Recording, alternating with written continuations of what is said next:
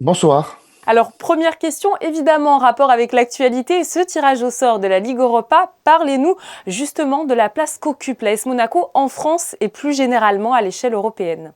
L'AS Monaco est un club très particulier, hein, du fait effectivement que c'est le club qui est inscrit dans la principauté de Monaco, mais c'est un club qui a un des plus beaux palmarès du football français, hein. Alors il y a eu des hauts et des bas, mais euh, certaines périodes sont des périodes d'une grande richesse et c'est un club qui est beaucoup respecté en France et au-delà, hein, puisque effectivement c'est déroulé aujourd'hui le tirage de la Ligue Europa, c'est un club qui est très connu en Europe. Alors, la SMFC a vu le jour en 1924, 98 ans donc. Quels sont les grands moments à retenir de ce quasi-centenaire?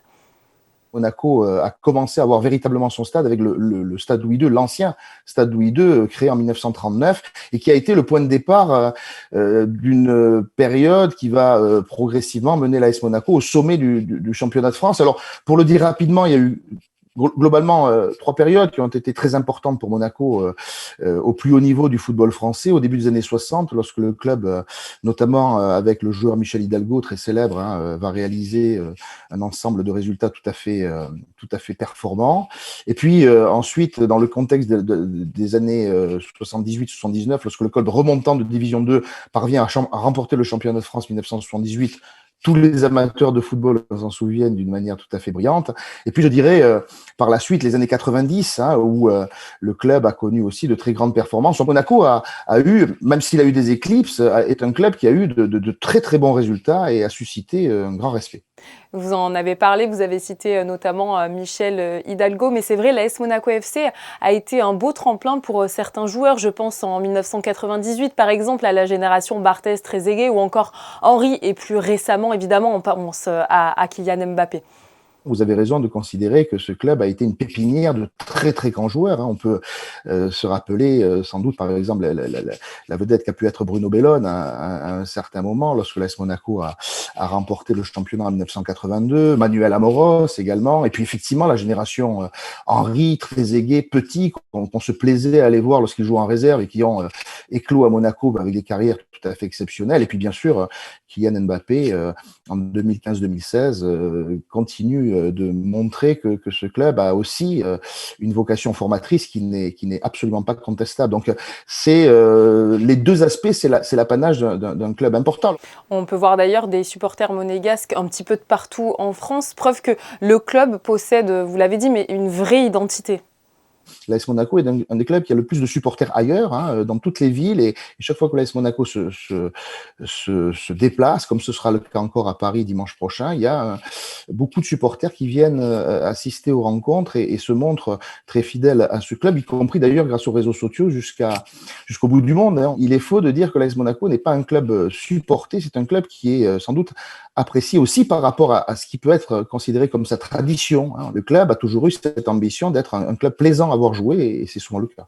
Yvan, vous êtes historien du sport. Parmi vos ouvrages sur le sport, vous avez réalisé sous la direction de Stéphane Mourlan ce livre intitulé Le football dans nos sociétés. Quelles conclusions vous avez justement tirées? Est-ce que vous pouvez aujourd'hui nous en parler un petit peu?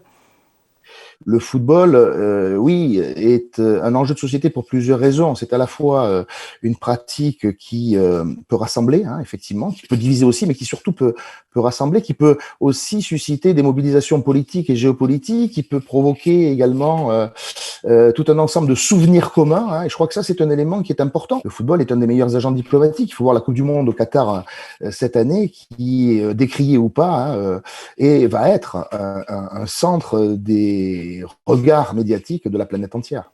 Et concernant votre ouvrage, Le métissage par le foot, l'intégration, mais jusqu'où? Il date de 2008. Les choses ont-elles changé aujourd'hui, Yvan? Quand je parle de métissage, c'est la rencontre interculturelle à différents niveaux. La rencontre interculturelle est déjà dans l'affrontement, hein. Lorsque Monaco va se déplacer à Ferencváros, à l'Étoile Rouge de Belgrade ou à Trabzonspor, on en saura plus peut-être, on aura des éléments sur la Turquie, sur la Hongrie ou sur la Serbie, mais aussi à l'intérieur des équipes. On le voit aussi à l'AS Monaco, l'importance que peuvent avoir les relations interculturelles. De quelle langue parle-t-on quand on est en entraînement? Quelle langue emploie Philippe Clément lorsqu'il doit rassembler tous ses joueurs?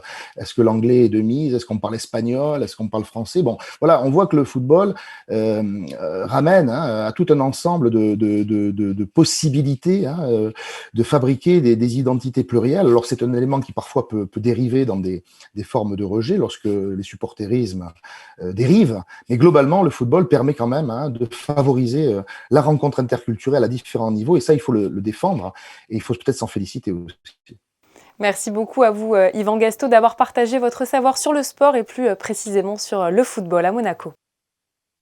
Merci à vous.